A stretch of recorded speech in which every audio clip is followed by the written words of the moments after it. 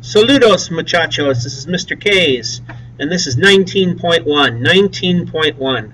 The Europeans explore the East being Asia. Their goal is a water route to India, water route to China.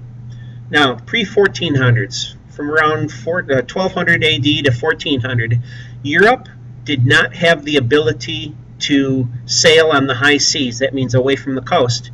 They didn't have the technology. They didn't have the ships. They didn't have the navigation know-how. So they were pretty well stuck. But factors for European exploration include crusades, got them off the farm, sees a different world. Renaissance, which would include technology for shipbuilding and navigation. And then finally you can put down gold, glory, and gold. These are motivating factors. Europeans are going to seek greater wealth. That desire for a direct sea route to Asia was to bypass Italian merchants and people that would tax them as they went through their lands to get the goods.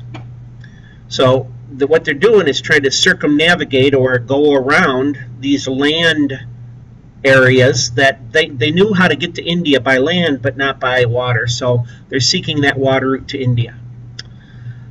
All right, the spread of Christianity. After the Crusades, the feeling was it was a sacred duty for Christians to spread the gospel.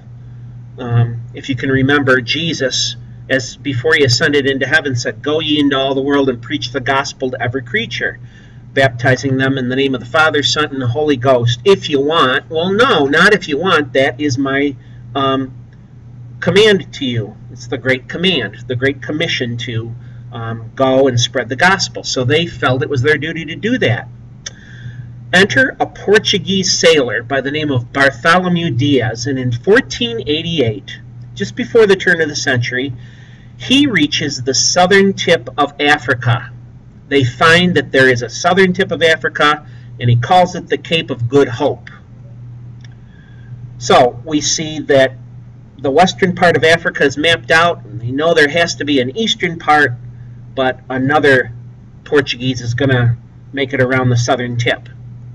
Not an easy thing to do, making it around the southern tip, because there are dangerous waters with rocks and storms.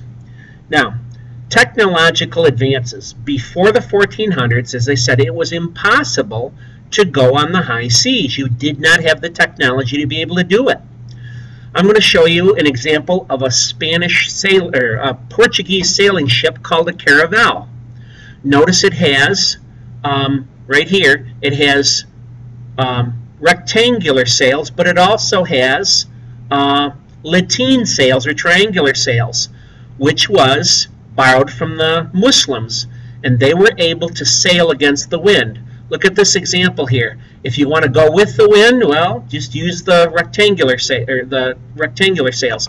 If you want to go against the wind and come towards that wind, you would what's called zigzag or tack, as it's called, and you could actually sail against the wind and go against that position. So you could sail east. If the wind was blowing to the west, you could sail eastward. Now you can take a look here. The caravel had a great cargo hold to be able to hold spices and foods, etc., and silk, etc., etc. So this is an advance in sailing technology. And of course, Portugal leads the way with that. The Portuguese explored Africa. Now, we saw Bartholomew Diaz hit the southern tip of Africa in 1488, going down the western coast. His fellow countryman, Prince Henry, who was a member of the royal family, Portuguese royal family, founded a navigational school at Sagres, S-A-G-R-E-S, Sagres, Portugal. I jokingly say it's kind of like a BOCES for map makers, ship builders, scientists, sea captains, instrument makers. All these people got together and they shared their knowledge. So what you see is triangular or lateen sails borrowed from the Muslims, caravels, the magnetic compass, the astrolabe, A-S-T-R-O-L-A-B-E, which will just show you latitude, Sextants, which are astrolabes with telescopes, SEXTANTS. All these are going to aid in exploration and navigation.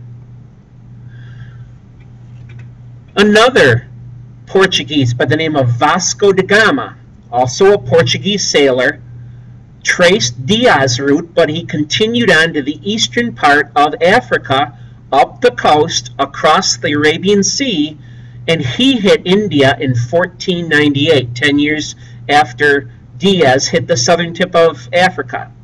So he reached the port of Calicut, C-A-L-I-C-U-T, Calicut, India in 1498. The Portuguese now that they know there's a water route to India. Well, right next door to Portugal is Spain. Spain is interested in exploration, and they are going to fight the Portuguese. There's going to be an all-out war over land claims. So, you can put this down for the Treaty of Tordesillas. Pope Alexander VI is going to referee this fight between Portugal and Spain, and he is going to create a treaty called the Treaty of Tordesillas. A point in this is there is a line of demarcation drawn in which the world has been broken up into Spanish and Portuguese land claims. Spain claims land to the west of the line. Portugal claims land east of the line. So in this Treaty of Tordesillas, it stops a war between Portugal and Spain. Now listen, since they're both Catholic countries, they're going to obey the Pope. The Pope gets peace between these two Catholic nations, and the tithes to the Catholic Church keep rolling in. That line goes all the way down through the Atlantic Ocean, with an exception of just a little bit of land jutting out in South America, and that's Portugal. That's Portuguese land. That's, in a sense, Brazil. So Brazil becomes Portuguese land. Everything to the west of that is going to be Spanish land. Now, Spain gets a lot of land. Okay. Portugal, being early in the exploration game, they're going to set up outposts on the east and west coasts of Africa. And they're going to start taking raw materials and slaves out of Africa. They also have the west coast of India, Malacca, M-A-L-A-C-C-A, and the Strait of Hormuz, H-O-R-M-U-Z. These are important strategic places for trade. Portugal, being one of the first countries in the exploration game for Europe, is going to carve out a lot of wealth. Now, Spain and Portugal aren't the only lands that are interested in exploration. You see the Dutch. They're going to take the Straits of Malacca, M-A-L-A-C-C-A, and the Spice Islands from Portugal. Now, the Spice Islands would be present-day Indonesia. 20,000 Dutch ships are in service in the merchant fleet by 1600. That's a lot of sailing ships, and they are about trade, not necessarily about fighting. The Dutch East India Company is established and directed to manage trade in Asia. They have the power to mint money, to make treaties, and raise their own armies. They grew wealthy in the spice trade. The Dutch in Indonesia grew really wealthy from the black pepper trade. Go figure. Now, the English are going to get a foothold on India's east and west coasts. France had minor gains in India also, at the port of Pondicherry, P-O-N-D-I-C-H-E-R-R-Y. Britain gets the port of Bombay, B-O-M-B-A-Y. Well, this is Mr. K's.